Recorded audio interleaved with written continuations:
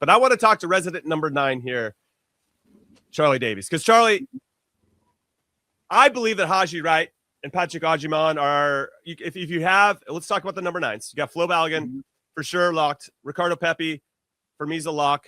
Still lock, yeah. Yeah, Sargent, right now, playing with the U21s because he's trying to get a transfer out. No. Not in a good way right now. Pepe's hurt right now. So, really, with these two guys scoring, with Agyemang and Haji Wright, first, I guess the question is, do you see them competing for the same spot? Yes. Maybe you do, maybe you don't. Okay, and if so, I guess the big question for everybody listening or watching, what do we want? Because whoever that is, if it's Haji Wright or Agyemang, most likely coming off the bench. And so what qualities do you need to see out of these particular players? Obviously, scoring goals is important. That's an easy, obvious metric. But is there something else, a dynamic that maybe one has over the other, Chuck, that you think gives them an edge heading into this World Cup roster decision?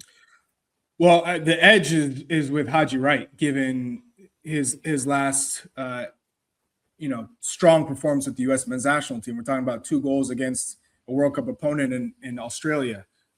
So from that point of view, that's the advantage, because you're looking at Mauricio Pochettino and the way that he handles players and the lasting feeling that he gets from players, right, with their last appearances and in the big moments. And Patrick Agyemang was trusted early on under Pochettino, and Pochettino was like, yeah, I'm going to push him and see how far he can go. He gets his move to Derby County.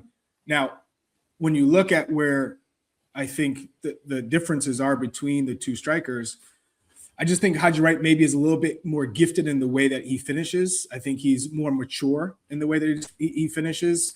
It's almost like Patrick Agyemang is a physical specimen. We know that. And he's definitely progressing. He's making progress as a player. But I think Haji Wright, just given the amount of time he's been with Coventry City, we've started to see him progress from that outside winger where we've typically seen him used, getting up and down, having to kind of learn how to defend, how to stay in the team, to gradually moving to a center forward under Frank Lampard. And he's had some great performances under Frank, and then some dips. And that's part of I think part of the process is riding through those low moments where you're not in form and getting a goal against Leicester City, coming in as a substitute. I think that's really going to boost him, hopefully for the next month or so before the March friendlies.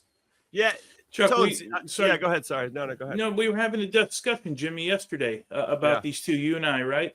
So, Chuck, I want to ask you this, because we were trying to figure out with the way, assuming Mauricio Pochettino is going to play the way that he plays right now, right, with 1 and 2 underneath, right? And we assume Christian and whoever underneath. It seems like those two guys are fighting for one position, because I don't see – we were trying to figure out which one of those guys best fits into another position. You can make an argument that Haji Wright can play underneath a little bit, but he's going to drift to the highest part of the field anyway, right? Because that's where you want him. So it's really – does it come down to 2 guys that are really competing for like that last number, assuming Balogun and Ricardo Pepi, they're competing for that last number 9 spot? Because I don't see them playing wide in this system. If he went to – if he had a 4-3-3 or a 4-2-3-1, we could make a different argument. Right. But I'm getting the sense that Mauricio Pochettino is going to stick with the system here. So who sort of, Haji has World Cup experience. We know that. He's got a goal to World Cup. I don't know how much that equates to what Mauricio Pochettino is going to do in 2026. But who has the better shot to be maybe a little bit more flexible? Haji, because Haji primarily played as a left winger early on with Coventry City. But in this system, I'm saying, in this system, even in this system, the problem with any true 9 in this system is Balogun and Pepi are far ahead of the next, category of strikers, right? The next kind of phase of elite strikers. So you have 1 and 2. Now you're only playing with 1. So, I think maybe the wrinkle is Ricardo Pepi would start in a game over Balogun, and then, vice versa. But in terms of 3-4, you also have to remember Christian Pulisic can play as that number 9, and if they ever went to 2 strikers, they can't play as 10s. Neither of them are 10s. So you're limited into one position. Whereas we've seen, Weston McKennie can play 5 different positions. Timothy Way can play 4 or 5 different positions. So you have Tyler Adams. You have a number of guys who can play multiple positions. I think in this system, both Haji Wright and Patrick Agyemang can only play one spot. Therefore, we're looking at 1-2 in terms of Balogun and Pepe. In that third position, it's one guy, and those 2 guys essentially are competing, Patrick Agyemang and Haji Wright. And I don't see Josh Sargent in the conversation, to be honest. Yeah, whether he goes to Toronto and blows up or not, Right. I agree with you on that. One thing of note, Haji Wright, when we played against Australia in a friendly, scored both of those goals, right? So I don't know if that gives him an advantage, given that he has some success against the Socceroos. It's a friendly, so obviously you take that into consideration, but you can only play the teams in front of you and play well when you can. On top of that, though, I guess it becomes more situational, Chuck. Like, when and where would we even see Haji Wright and or Agyemang in any point of a game? Let's leave injuries out of it, assuming everybody's healthy. Yeah, we want to assume everyone's healthy. That's when we're talking about this, we're assuming everyone's healthy. So is there a situation? Maybe we're down a goal. Is Haji Wright, like, you want to throw a big guy up top? Is Haji Wright the guy you're going to throw? Like, say we're just dumping crosses in, or is that Patrick Agyemang? I wonder if there's wiggle room there for anybody that's leaning toward Agyemang, going like he could be a better fit in that situation than Haji Wright. I ultimately think Haji Wright. That's all. That's all. I'm just there's nuance to that. I want to throw this because you say down a goal. Okay, is Ricardo Pepi on the bench, or did he already come out? Yeah, exactly. Right? That too. So because I think if we're going to go, let's assume for 1 second that Balogun starts, right? I think we're all under that. But 70th minute, he's still in the game, and we need a goal. And you look down the bench. I want to go with 2 forwards. Who are you going with? You're going with Pepe if you didn't use him. Probably Pepe. Yeah, for sure. Right. If Balogun has already come out of the game and Pepe was already the sub, and you're in the 80th minute and you need a goal, what do? Do you bring one of those guys in, or do you move Christian higher up the field? Or you can or is there another option? Weston, right. Timothy Weah, higher up the field, right? So it just becomes more difficult, right? Yeah. But I just feel like the coaching staff has to figure out, and look, obviously, then they will. Like, how are we solving every problem that we could potentially face?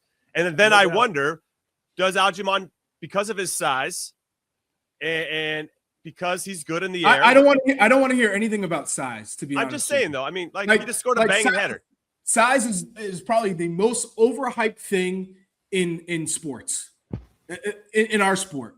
Size means absolutely nothing. But if you're dumping crosses in, I'm just saying. How about ability in the air, heading ability? Ability in the air, perfect. But size means nothing. Henrik Larsson was one of the best I've ever seen in the air, and he's not tall. It has nothing to do with size. Timing. It's all about timing, period. And leverage and how you create space and your movement. I don't want to hear anything about size. So, for me, if I'm looking at both, Haji Wright and Patrick Agyemang, I think Haji Wright, given that we're talking about a certain type of player coming off the bench, if you're bringing them off, typically that means you're down a goal. You're not necessarily looking for a goal, although that might be the case. But let's say you're down a goal, it's not tied. It's a low block. Patrick Agyemang, what he does so well is he wears down opponents with his running. But if you're telling me I just got to sit and I got to mark him, it's a little bit easier to defend a Patrick Agyemang because his movement is not as dynamic as Haji Wright. And I've seen Haji Wright just progress with his movement and his experience. Remember the goals coming in off the bench against Jamaica. Let's not forget about that in the Nations League when the U.S. were down. Like, he makes a big difference. And then the Australia game for me, no, size doesn't matter for the 1203 Daydreamer. And the reason why I take issue with that, I mean, Lionel Messi is the greatest player of all time. Size. You're going to tell me his size has something to do with it? Pele, size, not a tall guy. Maradona, size, not a tall guy. It's about how you read the game. Xavi, for instance, playing in the middle of the park. I'll never forget. This guy was a magician, and the way that he was 3-4 steps ahead, no matter what I did. Athleticism was never part of the equation when you're talking about certain guys. So size does not matter. For me, when looking at the striker position, it's how do you keep the ball? How do you move? How do you finish? And I think from that standpoint, Haji Wright is a little bit more advanced than Patrick Agyemang at the moment.